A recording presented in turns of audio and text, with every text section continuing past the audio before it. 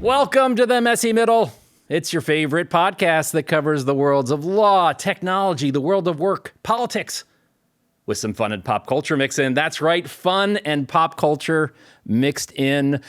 And I have some fun friends with me today. I have, as always, my trusty chief of staff, Mindy Hepperger. How you doing today, Mindy?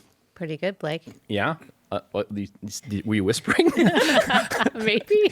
Maybe. Okay. It's early. It is early. We're taping a little early today. We also have fan favorite, voice of her generation, Gen Z, associate producer Danielle Sinofsky. How you doing, Danielle? I'm feeling great after all those titles you just gave me. I mean, yes, exactly. Voice of her generation. So is it a burden to be the voice of one's generation? You know, it's been weighing on me a lot. Since the podcast episode came out, it's been a lot of fans just swarming me recently. Swarming, I bet. That is how I hear your generation responds to things on podcasts. So that makes a lot of sense.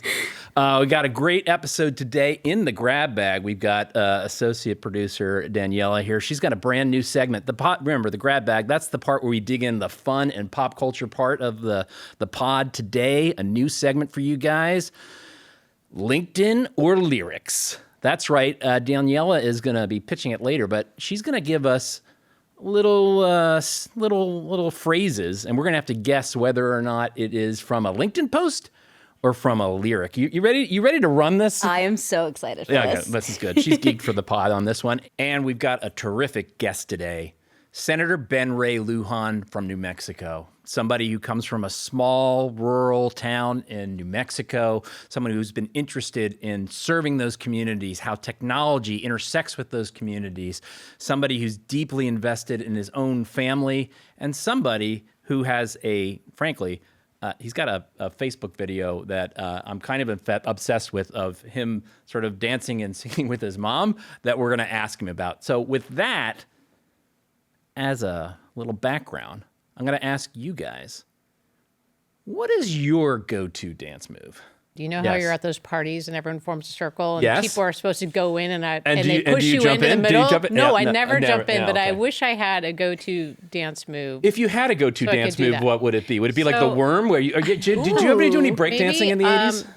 I did not do any breakdancing in the 80s. I have done the Running Man in my living room with my kids when Matt Cain pitched a perfect game for the Giants. And that inspired you to do the running. Did that have Man. anything to do with Matt Cain and the San Francisco Giants, or was that just sort of like how you express yourself? I think it was a combination. A combination. Yeah, I was very excited. So I did the Running Man. Nice. I That's like that. the one thing that comes to mind.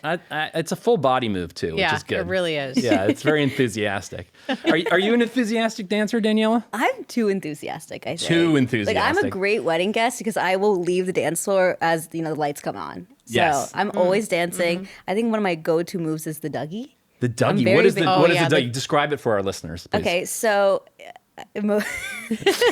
Please. if they say in the song, like, ooh, oh, can you teach me how to Dougie? And you have to move your arms Yes. and like you're kind of like combing your hair back on both sides. a Oh little bit. yeah, that is good. So I hit one of those, and then I usually do. You know the Cupid shuffle? I don't know the Cuba shuffle.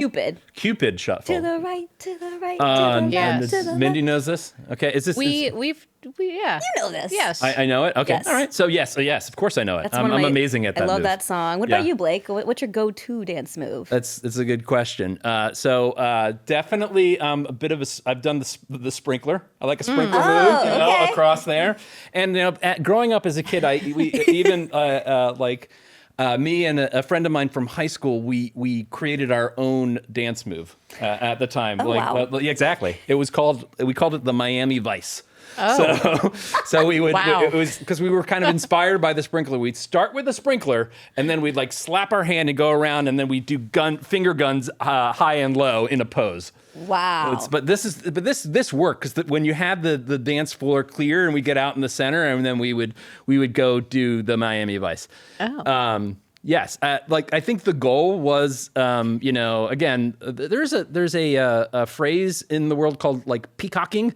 I think we were going for that. I don't think it. Did it work? No, sadly, there was not a lot of. There was definitely some puzzlement. I would say a lot of Okay. puzzlement looks from high school girls, but that we were confidence. Get confident, stupid. That's my motto. You know what I mean?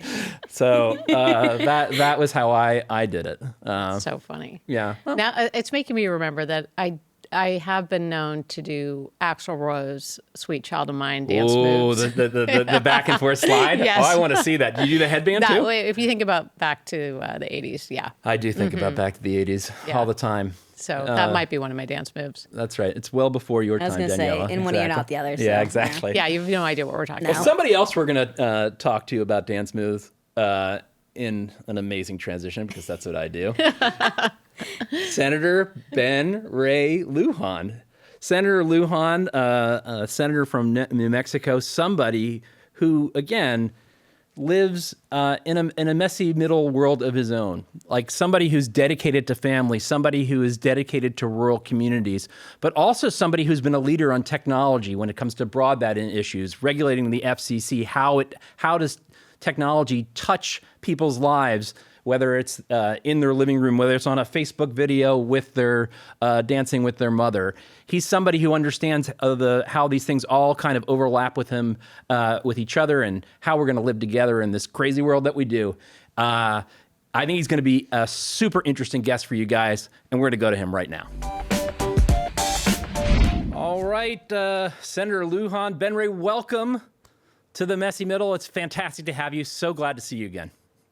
Oh, it's good to see you again, and it's great to be with you as well, and it's great to meet the whole team. Awesome. So I wanted to start out, if it's okay with you, a little bit on your background. I know that you grew up in Nambe, which is a small farming community in north of New Mexico. I'm curious, my understanding actually is that you grew up in a house that your grandfather built and may actually still live in that house, and you have this ties to the community. How did growing up in that kind of community shape you as a young person, and how's that tied through to what you focus on and try and accomplish today? Well, I appreciate the question, and my story is really unique with several of my colleagues, and it might be really the most unique from the perspective of I'm fourth generation in the home that I'm in today. And so it was my great grandparents that actually built the home, and my grandparents took care of it, and my parents expanded it some. But it was once a one-room home, dirt floors, with an outhouse, and Wow. it's not as large of a farm as it once was. We're only on about 4 acres today, but we grew up as self-sustenance farmers as well. So when I was very young, my parents and grandparents and my siblings, we all moved in with my grandparents. And I don't know, for maybe 8 years, I had the honor of living with not just mom and dad, but with grandma and grandpa. And it was a fun household because my grandparents only spoke Spanish. And my parents, if you can believe this, there was a time across America where folks were discouraged in schools, in public schools, from speaking Spanish. And so my mom and dad would tell me stories of when that ruler would come across the back of their head or over the front of their hand. Wow. If they spoke Spanish. So in my household, because grandma and grandpa only spoke Spanish, when mom and dad weren't around, we spoke Spanish. Yeah. But when mom and dad were there, the kids would speak to grandma and grandpa in English, and they would respond to us in Spanish. But nonetheless, we grew up on that small farm. I still live on that small farm today. And my home is now what was once that one-room house that expanded a little bit. And that's where I get to put my head down every night, and I'm neighbors with my mom. The way that it shaped me is not just growing up with grandma and grandpa, mom and dad, and my brothers and sisters, but we shared a farm with my dad's 2 brothers and their families. Wow. And we didn't have a lot of money in the bank, but we always had good food because we raised it. And that food would also be used to barter with neighbors or, to help make the budget work. But I also learned the importance of taking care of grandma and grandpa, mom and dad. And so a lot of the advocacy that I bring today and in the area of healthcare is looking at elder care, caring for families. There are programs that help those that may not have made the middle class just yet, that have not been able to reach it. But there are not a lot of programs for working families across the country. And it's so hard to provide support to them. I also survived a stroke 4 years ago. Yep. And so my personal health journey has also helped shape my advocacy for people. There's no reason that in whatever zip code, area code that we live in across the country, that we should not have access to affordable and high quality care to just keep ourselves healthy, but to also save lives as well. But my family shaped me. My mother, she's still with us. I'm still neighbors with her today. She shapes everything that I do. And a lot of my policy and health advocacy, and in so many areas, comes from my interactions with my mom or my personal experiences, because we're just a regular family. When I go home, I'm still reminded I'm the youngest of four. And my older siblings, they remind me I'm the youngest, and they treat me as such. And it's good because it keeps me grounded. But we're just a regular family, still live on that small farm. My hands are beat up today because I've been working on the farm, and my brother said my hands have gone too soft since I'm in the office so much. Well, I told him, that's what my hands are siblings beat do. up and yours aren't, so get out they there give you the business. do the work. Yeah. So I know your parents both came from sort of different aspects of public service. Your dad was served for many years in the New Mexico House of Representatives, eventually becoming Speaker. Your mom was a public school employee and community advocate. Two different, like your dad, sort of arguably more visible, more out there, one type of public service. Your mom, sort of community education. Two different models of public service. Just curious, like, how did those two models affect you? Is there one that has had more of an impact on you, or how do you think about those two different models for you as you've moved forward in your career? That's a good question. So while my father was also an elected official and served as Speaker, recognized by his colleagues as well, he was an iron worker. My father retired. He was a welder. He used his hands. My father did not go to college. He was blessed with going to an apprenticeship program and learned this incredible trade. And my mom, who retired from the local public school district, she was the real powerhouse in the family. While she was not elected, I always shared with anyone that would listen to me, if you're worried about my father being supportive of an issue or as the Speaker of the House, you should try to earn the support of my mother, because she can move mountains. And the two of them, they were always a team. They traveled together, they worked together.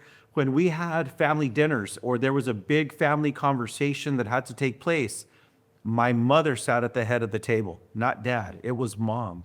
And she was the convener. Was that like from a sort of a Latino or Hispanic background? Was that unusual, or like as not I'm not as familiar with that community, or was that is that how unusual was that? I don't know that it's so unusual, but oftentimes the perception, in Hispanic and Latino families is, the machismo or the strength on that side. Totally. With the father.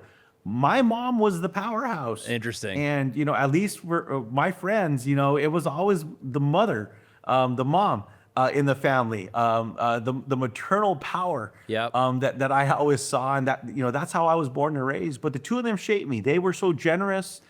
There was nothing that they would not do to try to help someone. And look, it wasn't about Democrats or Republicans. It was not about party. This was about neighbors and family, people that needed support.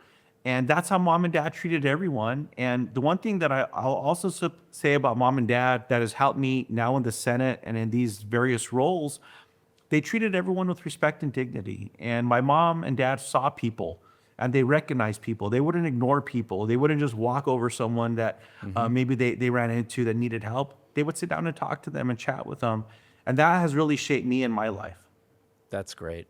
Well, I'm going to transition. This is like a LinkedIn podcast, so we often try and go through career journey a bit. And Mindy was very interested in something in your early sort of career CV that she wanted to ask you about. Yeah. Hi, Senator Luján. So nice to meet you. I understand that you worked as a blackjack dealer prior to entering politics. And I know that's not the typical path to the Senate. But I'm wondering, now that sports betting and prediction markets are becoming bigger public policy issues, has your experience from that time shaped how you think about those issues? No one's ever asked me that particular question. What I'd say about, the time that I was, whether it was a blackjack or, craps or roulette or whatever it was that we did behind those gaming tables. A lot of that was when I was also going to Mexico Highlands University. So on the weekends, you could find me there doing some of this stuff. And, before that, I was doing that full time as well. But there was something that you learn about customer service and working with people. Oh, interesting. And I really think that more of my colleagues that may have had responsibilities, whether it was working with customers or having to interact with people, it would have done a lot of good for them in the responsibilities we have today, because not a lot of my colleagues take time to get to know each other or to have those conversations. Now, with the question that you're asking, with prediction markets and with the policy as it's come full circle today, when I see the advertisements, namely on television or online, that come across with some of these markets, they always have to put gambling citations at the Like bottom of these disclaimer and advertisements. call this these 1-800 number. disclaimers. Yeah. And what's intriguing to me today is the conversation that the lawyers, the legal teams representing these entities today, they all say that it's not gambling. And so I just can't get why they have to put these disclaimers about gambling at the bottom of these advertisements. It is what it is. Yeah. And everyone should just come together and make sure that there's rules in place, that they're not going after kids, they're not allowing minors to get involved and engaged. There needs to be rules around all of this as well. Yeah, and that's the kind of debate we're having today. If it looks like a duck and walks like a duck and quacks like a duck, it might be a duck. It certainly feels like that today. I guess to the question, I also have the honor of representing several sovereign nations, tribal communities, and the whole conversation now, well, part of it is being led with with IGRA, with a piece of legislation that was adopted back under George W. Bush that recognize gaming with Native American communities. And so there's a whole question about what's allowed and what's not allowed, and it's about the law. So I'm certainly hopeful that we'll see more conversations in the area of predictive markets, whether it's the Commodities Futures Trade Commission with CFTC under Department of Agriculture or SEC as we look at traditional finance, but there needs to be rules in this space, and I'm certainly hopeful we can get there. Yeah.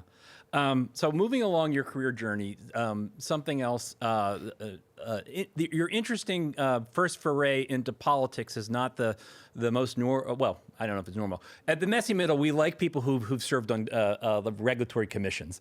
We had, I don't know if you know Jay Obernolte in the House, but his start actually was being on the Big Bear Airport Regional Commission Board. So we talked to him, and your start was actually on the New Mexico Public Regulation Commission, which is not not every politician starts that way, but my understanding is, regulatory and regulating utilities, electricity, service for communities, a lot of background there. So what inspired you to get into that part of the world of politics, that regulatory utility, and how has it influenced your work now through, I know you're on the committee around technology and broadband and all of those issues? Mm-hmm. So my interest in that space came from some of the work that I was doing in HR departments, working with employees. New Mexico is one of the oddballs, if you will, the odd ducks in the regulatory scheme of things, because our utility commission, which was the Public Regulation Commission, was the only commission in the country that also had insurance underneath it as a regulatory responsibility. At the time, Vermont had banking. And so Vermont and New Mexico were the two oddballs. But my interest here was, well, I don't agree with how health insurance companies and other insurers treat people, whether it was a car insurance or health insurance at the time. And so that's where my interest initially was. And as I leaned more into advocating for people, well, it turns out that we can do something significant about being more responsible about how we generate power in America, how we can consume electrons and electricity as well, and just make things better. We also had the responsibility of looking at something called plain old telephone service. Not a lot of us talk about it today, but once upon a time, many more people across America had telephones in their homes where there was a line connecting them. It wasn't just wireless devices. And at the time, there was a Daniela guy has named no idea what you're Janikowski. talking I about knew you here were as a gonna member say of Gen Z. that. Well, She's it's called turning plain me old up. telephone service, and the acronym you, POTS is Senator. not about what you use to boil water if you're going to make ramen. It's Exactly. about the plain old telephone service where there were they were called landlines. So I'm taking you back with some of this.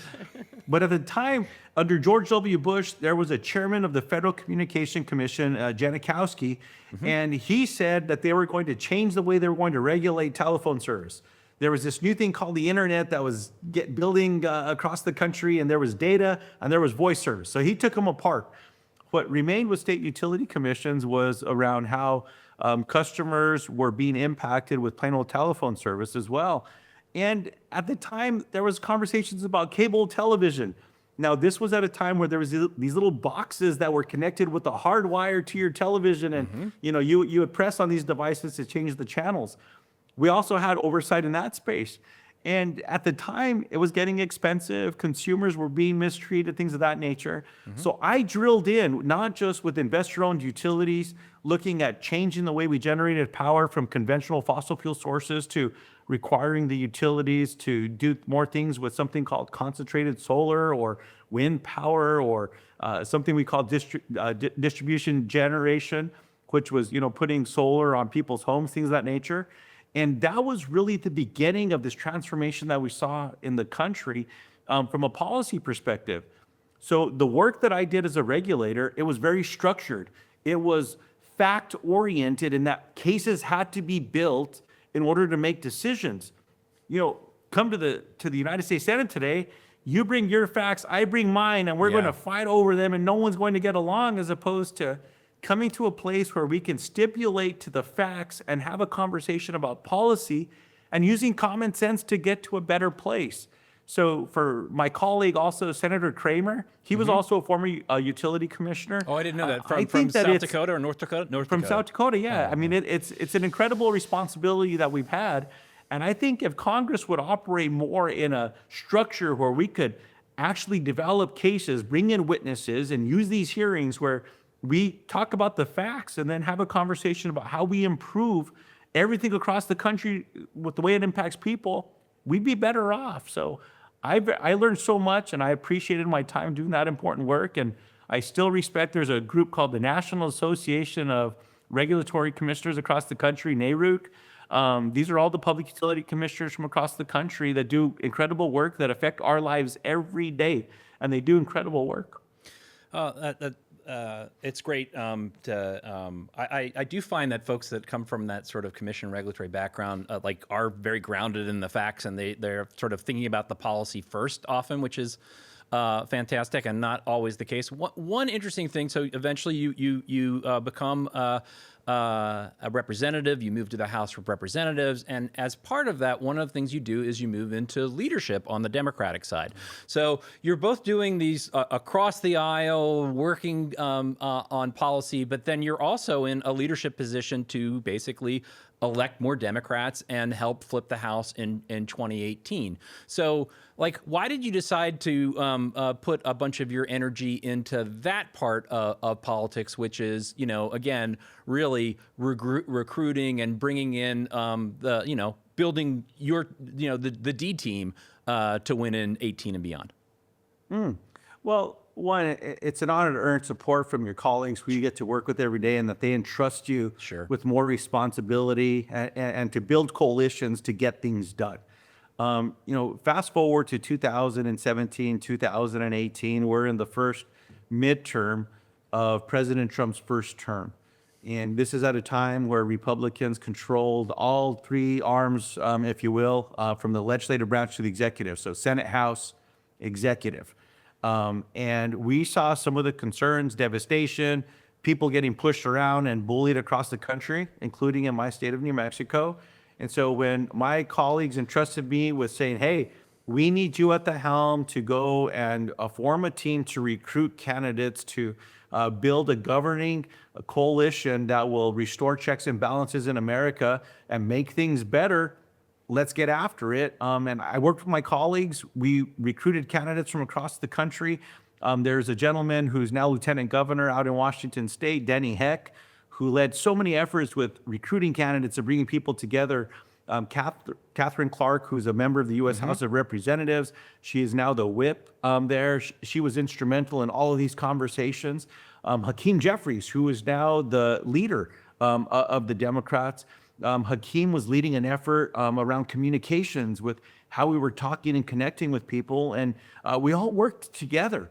And we were able to earn the trust back from people across the country who said, they're going to vote for Donald Trump. And what he's saying is something that we're interested in learning about. And then they quickly saw that President Trump was lying to them. Yet he was not going to make their lives better. As a matter of fact, what we can see from his first midterm in his first term to now his first midterm in his second term, there's a lot of similarity.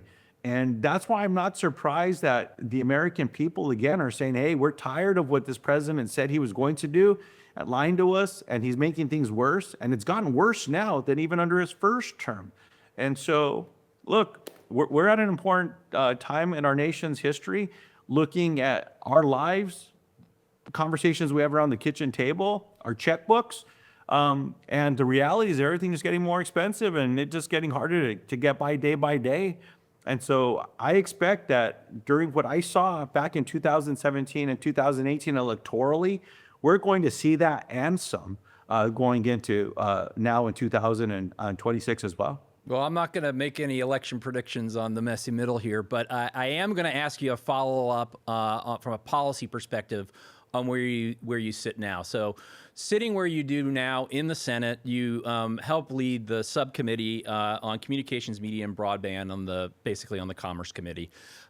So this is an area that has oversight responsibility over the Federal Communications Commission. So sitting here as a social media company, obviously during the Biden administration, I'm going to raise the issue of jawboning. So during the Biden administrations, a lot of conservatives were concerned about the Biden administration and how it sort of talked to social media companies about how it was treating content moderation in the area around COVID. So we have that, and now we have a chairman who is, sort of forcefully sort of talking about the public interest sort of licensing requirement with respect to media companies.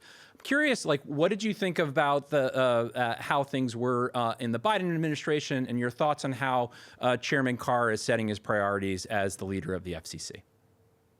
Well, one, I would say that whether it's a Democrat president or a Republican president, the FCC needs to retain its independence.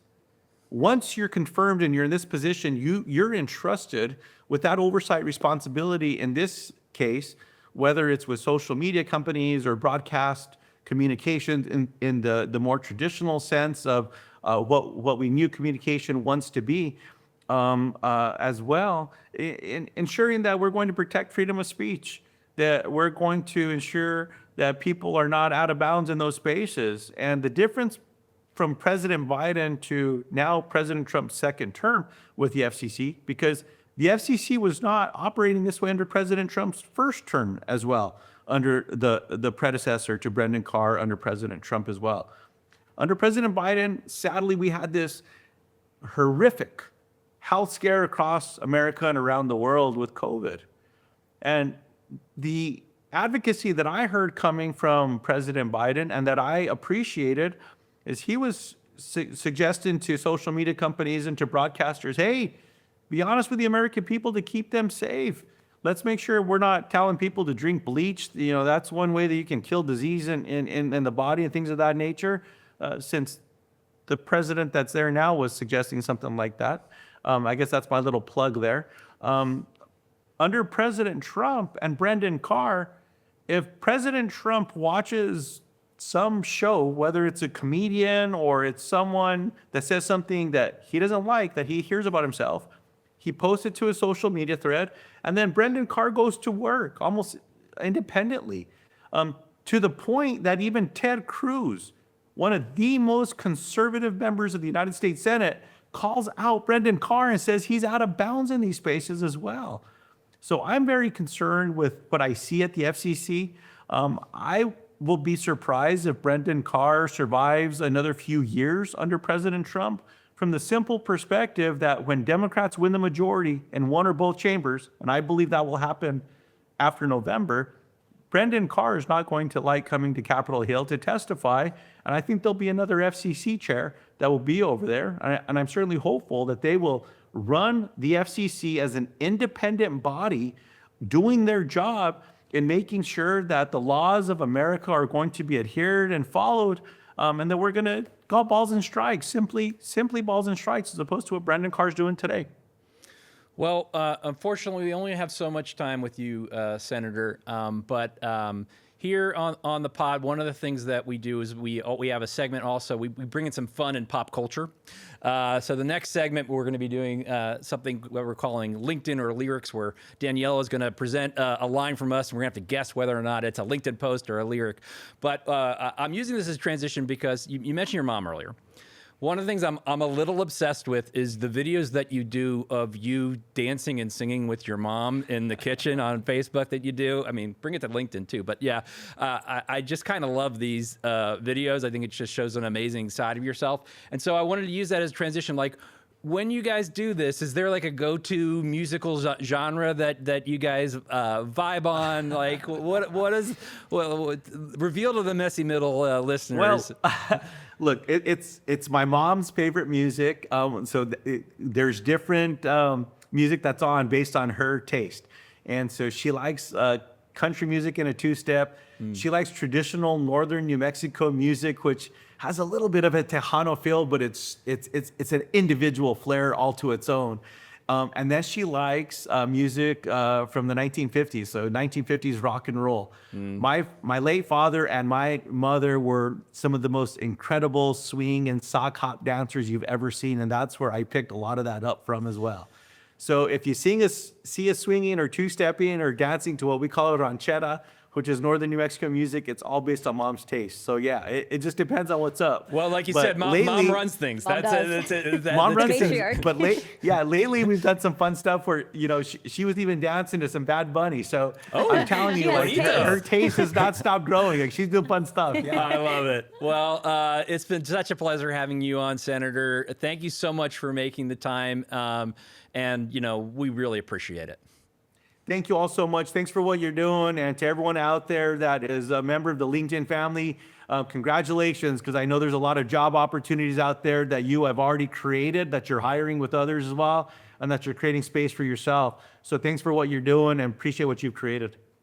Thank you, Senator. All right, Messy Middle listeners, welcome back. It's time for the grab bag, that part of the pod where we dig into the fun and pop culture part. We have our associate producer, voice of our generation, Danielle Sadnofsky, here with a fun game for us. Going to test me and Mindy's knowledge, a new game called LinkedIn or Lyrics. Over to you, Daniela, to explain the game to us all. I'm very excited for this. So, how this game came about, I was scrolling on LinkedIn, as one does, and a lot of our members get very passionate on the platform, and sometimes I see a post, I'm like, wow, that would be a really good song lyric. Yes. So I thought, why don't we test that? Why don't we see if you guys can figure out if something I'm reading is a LinkedIn post that came from one of our members or a song lyric. And this is going to be a competition between myself and Mindy. This is going to be a competition, yes. Yes. So. And we know that all of the listeners, 100% of the listeners are going to be rooting for Mindy in this competition. Correct, as they always do. Okay, that's right. I don't know. Blake always wins these competitions. Well, I know, but who are they going to be? Oh, I don't know. Yeah, we'll see. We know, like, and it's certainly possible that Danielle is going to try and throw this over your way. You never know. Hey, yeah, exactly. You never know. I may call out for collusion. Okay, well, let's get this started. Let's go. Ready? Yes. Question 1. Yeah. I was so ahead of the curve became a sphere. It became a spear or a sphere? Sphere. I was so ahead of the curve, the curve became a sphere. And you want us to... discuss. Do you think it came from LinkedIn? Do you think it came from a song? That sounds like a post to me, a LinkedIn post. You think so? Yeah. Yeah, I think I do. I think I agree with that. It sounds like someone's, like promoting themselves. I was so ahead of the curve. It sounds very promotional. Yeah. Like, look at me on LinkedIn. Look at us. We're kind of cooperating here. Yeah. I know. We're agreeing. We're just natural. Yeah. I agree. Okay. I'm going with Mindy too. I think we're both going to go Locking in? locking in LinkedIn. Song. What? Taylor Swift. This is me trying. Oh my God. This is going to be bad for me on the home front. Me too. rough. Well, not bad for me in the home front. Just Okay. bad Oh, for me boy. generally. So- So 0 for 1. 0 for 1. Yep. Question 2. Yep. The way I wait so long for a text back, but I refuse to go back to my toxic ex. Ooh. This feels. Sounds like a Taylor Swift song. Yeah, I was going to say, this sounds like Bieber to me. Feels a little Biebish. Can you read that again, please? Read it again, please. The way I wait so long for a text back, but I refuse to go back to my toxic ex. Yes. I'm locking in lyric. Please let it be Bieber. Bieber. I'm going to say lyric. I don't think it's Bieber, but Yeah. but But I I just love agree with Bieber. you. I agree with you that it's a lyric. Yeah, you think we're Yeah. the same Locking way. in? Locking in. Locking in. Oh, LinkedIn post. She's LinkedIn really trying to post. trick us. I know. That's why I'm here. Yeah. Okay. So we the got context was someone was talking about their toxic relationship with ChatGPT and Claude. Oh, okay. Yeah, because I was thinking Members are very you wouldn't be creative. talking about your ex on LinkedIn necessarily, but if they're talking Yes, about their AI, their yeah. AI ex, and not like as like an AI girlfriend, but like actually they're coding Yeah. whatever. This is Codex versus Claude. yeah, Yeah. makes sense. Okay. Well. Okay. all right. Wow. We're okay. 0-4. This is But we're bonding. We both suck at this game, which is good. All right, let's keep going. start fighting. Okay. Question 3. Yeah. We're all spending money on something. I'd rather spend money on expanding my life. This feels like more like a mantra. You know what I mean? This sounds like Like a poster. I right, don't or know. more like us Yeah. discussing like the legal team's budget. All right, you want to go first on this one? Gosh, this is a tough one. Okay. It's definitely not a song I know. Yeah. Do you want me to read it again? Sure. Okay. We're all spending money on something. I'd rather just spend mine on expanding my life. I feel like she's trying to trick us, so it's going to be a lyric. I'm going to say post. Oh, okay, good. We mix it up. Finally, Let's you need yeah, to have different just- answers. Yeah, let's go. Mindy, you're correct. This was a post from one of our members talking about how when you're in your 20s, you should treat airports like subways. So just spend your money on flights and just money will come back, is what they were saying. Huh. Airport like flights. So Okay. All right. subway fares and Again, airplane tickets are the same thing. There is no end to the wisdom of our members. I love it. I love it. Yeah. Okay. Next question. What was the member Justin Bieber? No. No. Okay. All right. Okay. Next question. Yeah. I don't like how seriously they take themselves. I've always been me. I guess I know myself. Okay. I'm going to say it's a lyric, and I'm going to say it feels like Four Non-Blondes. Feels like a Four Oh, Non-Blondes wow. song. You're going back. Exactly. Yeah. I'm gonna Voice say- of a generation has yeah. no idea what I'm talking about over here. Nope. I think it's a lyric too. Okay. But I think it's more recent than. Okay. Okay. Okay. Any guesses on Lots, if you maybe. think it's a lyric who it would be by? No guesses. Okay. No guesses. Wait, what was your final answer? We both said lyric. I Lyric. think. Okay. It's a song lyric. Yes. It's Know Yourself by Drake. Ah, he's Canadian. So it doesn't I think count? so. Or? I don't know. Just saying. I mean, I'm surprised that I'm more of a Kendrick guy, so I didn't Yeah, know I that feel one. like Okay. Yeah. Ready? Yep. Fear seems to hide deep inside your mind, so take your passion and make it happen. Oh, this is definitely a LinkedIn post. Definitely a lyric. Oh, Oh, okay. Here's my chance to come back. I'm saying LinkedIn post. okay. Lyric? Lyric. Mindy is correct. Ah, jeez. So if I gotten every one wrong, maybe I got one Was right. Flashdance. What a feeling. Yeah, see, that's how I knew it. Oh, did you say make your passion? Take your passion and make. make it happen. Did you say that? I Yes, did say she that. did. Really just say that? She did. Oh man, Yeah. that's You that's knew rough. immediately, Mindy. I I could know. tell. I actually know that song, and It was I in my brain farted. it was in my brain somewhere. Boy, Yeah. Again, I'm taking the L's left and right here. All right. All right. Lots of L's for Blake. Okay, let's see if you can get this one. Yep. All right. We all share the belief in something greater than all of us. That something greater is leaving our world or even our own backyards better than how we found them. I'm going to go with a LinkedIn post. Same. It's a LinkedIn post. Yeah.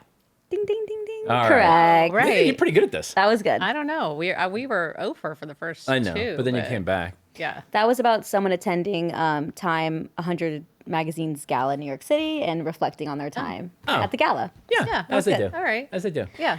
Ready for the last question? Last question. Okay. Okay. Can we make it? It's worth like triple or something. Shot here. or Winner no? takes all. Winner take all. Okay. Okay. No. Ready? No, I don't think that's gonna be. Yeah. Get the motivation to not give up and not be a quitter, no matter how bad you want to just fall flat on your face and collapse. This feels like a Stuart Smalley talk to yourself in the mirror kind of thing.